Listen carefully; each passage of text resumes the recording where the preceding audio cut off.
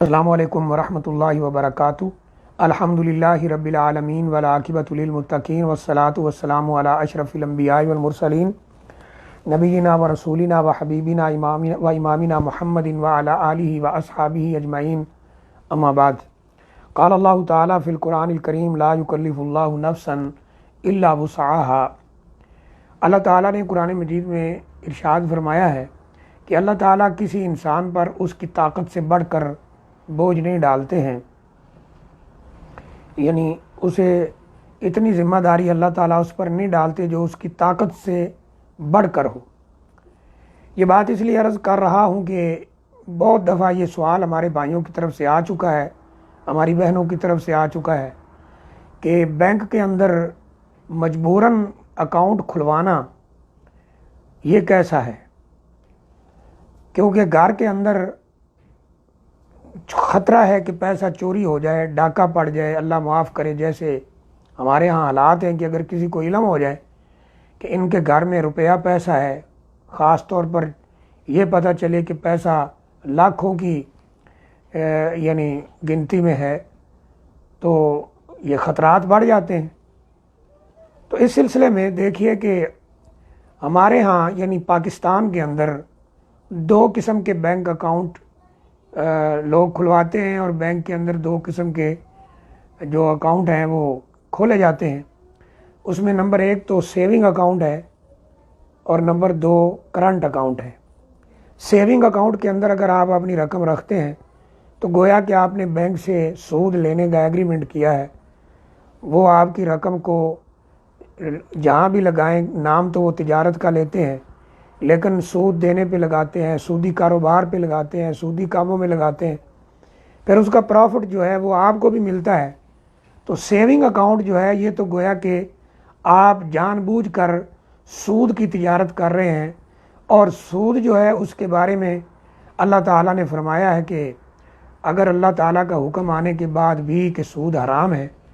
تم باز نہ ہو تو فَأْذَنُوا بِحَرْبٍ مِّنَ اللَّهِ وَرَسُولِهِ۔ یہ اللہ اور اللہ کے رسول صلی اللہ علیہ وسلم کے ساتھ کھلی جنگ ہے، اور حدیث شریف میں واضح طور پر موجود ہے کہ اللہ تعالیٰ لعنت فرمائے آکل الربا وموکلہ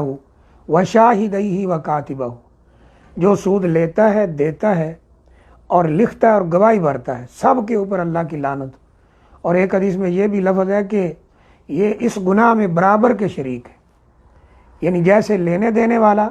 ایسے لکھنے والا اور گواہی بھرنے والا بھی اس جرم میں برابر کے شریک ہے۔ اور ایک حدیث میں آتا ہے کہ سود کا ادنا گناہ اگر دیکھنا ہو تو ایسا ہی ہے جیسے اپنی حقیقی ماں کے ساتھ زنا کیا جائے۔ تو یہ بہت بڑا گناہ ہے، سود، اس سے بچنا چاہیے۔ لہٰذا سیونگ اکاؤنٹ میں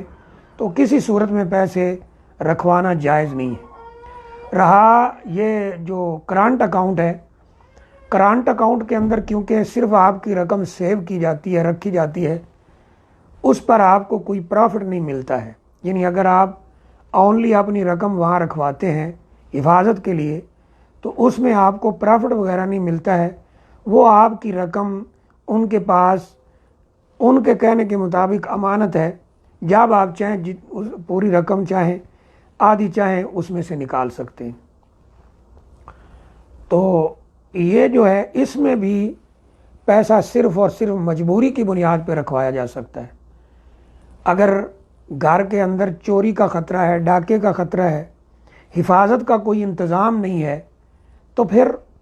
اس اکاؤنٹ کے اندر آپ پیسے مجبوراً رکھ سکتے ہیں۔ حالانکہ بات